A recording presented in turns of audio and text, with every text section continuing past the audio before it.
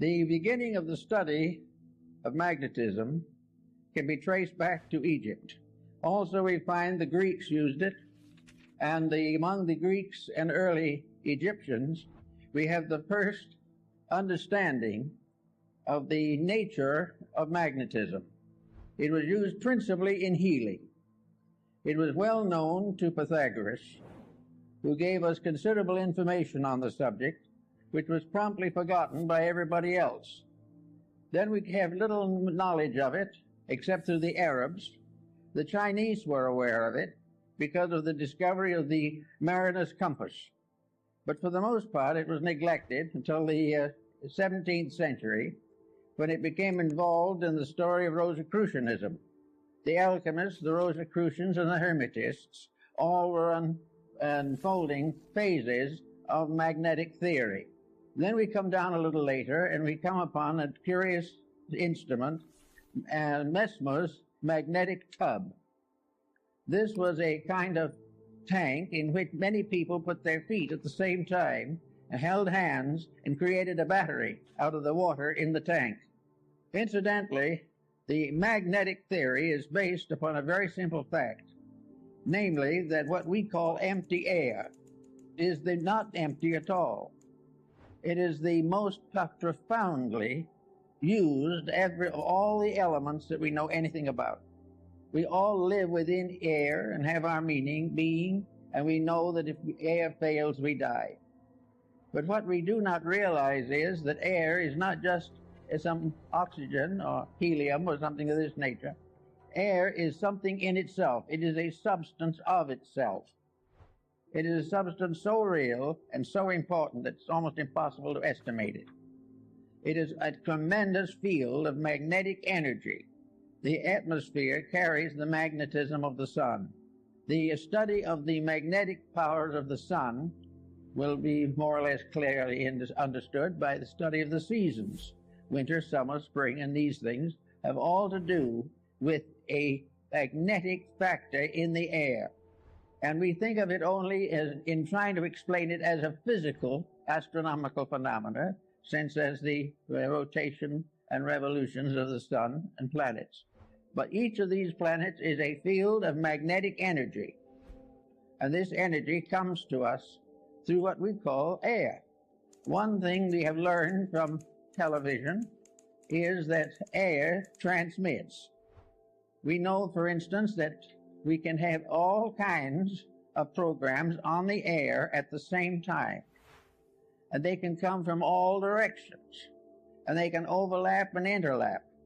But each one will remain separately identified as though it was moving in a channel or a circuit of its own. Something went through was vibration. And this vibration in the magnetic field can be divided into an infinite complexity of separate emanations. In other words, if we had 1,000 different channels, they could be differentiated in the magnetic field so that each one would be broadcast correctly and properly for whatever it is. Thus we realize there's something out there besides air, something besides helium and oxygen, something besides the ordinary factors we take into consideration scientifically. We are in the presence of a mysterious agent, an agent that is part of everything that we are. Now, studying magnetism as it comes into the human body, we discover along with Kilda that each human body is surrounded by an etheric or energy field. This energy field is sometimes referred to as an aura, but it is not the true aura that we think of in metaphysics. This magnetic field is an area of energy. This area of energy forms an egg-like atmospheric sheath around the physical body, usually extending 3 to 5 feet from it in each direction. This energy field is the basis of virtue, because this energy field depends for its reality, its serviceability, and its protecting power to mood, emotion, thought, and the attitudes of the person around which this magnetic field is gathered. In other words, the individual, if they are normal, if mentally, emotionally, and physically, They are keeping the rules. This magnetic field forms a tremendous protection. It is normal, it is healthy, it is constantly able to handle infections and all kinds of difficulties. It will help to heal wounds. It will help to recover the use of functions and organs. And if we are deprived of some part of the body, it will try to compensate for us. As long as the individual takes proper care of his magnetic field, it will serve him. Now, this is a phase of morality that is generally overlooked. It is assumed that these magnetic fields are something you don't pay much attention to. They're there, maybe they'll help a little. But the truth of the matter is that practically the whole survival of the individual depends upon maintaining the integrity of this flow of energy into the magnetic field. This energy comes from the sun. It comes through a mysterious energy tube in the magnetic field. It enters the individual through the crown of the head. It disseminates through the entire body, and it's excreted back again through the lower centers of the body and is recleansed by the solar energy. This is a kind of a little private tank or capsule of life that we are all carrying about with us all the time. Now, the problem of morality in this is very definite. The moment we break rules, we damage that magnetic flow. We have got to keep the laws of nature, and these in turn are the laws of God, or the magnetic field fails. It can fail because of physical intemperances, which reduce its integrity and reduce its power. It can be wasted in riotous living, which is a common cause these days. It can be variously destroyed by moods, by attitudes, by fears, by complexes. It can be destroyed or damaged by alcohol, drugs, narcotics, all kinds of things. But if this field is damaged, it immediately reacts into health. It damages the individual's vitality. It makes him more easily subject to contagions and infections, and it definitely shortens the life expectancy.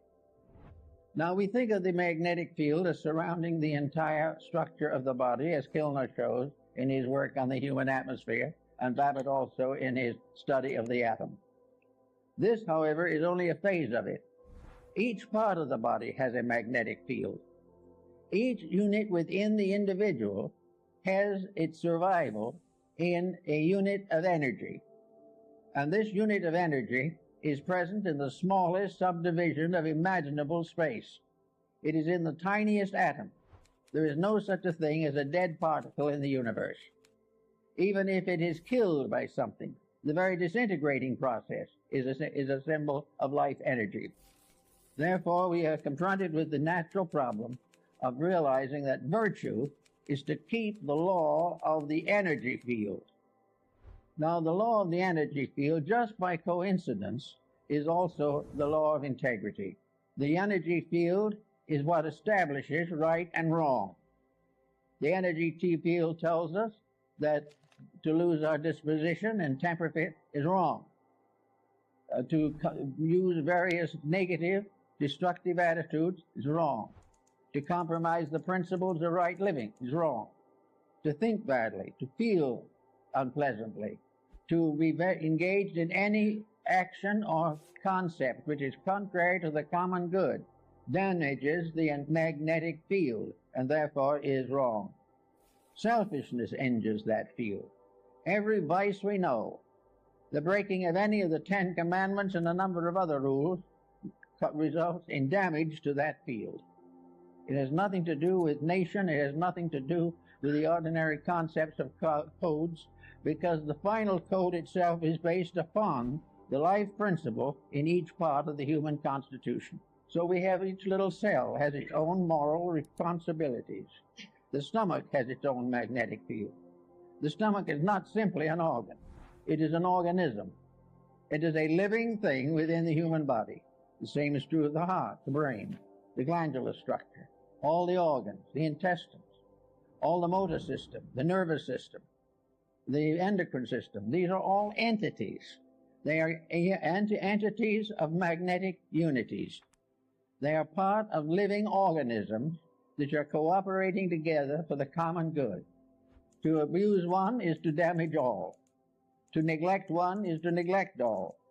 Each of these organs has its own field in the body, and all these fields together constitute the grand magnetic field that surrounds the complete person.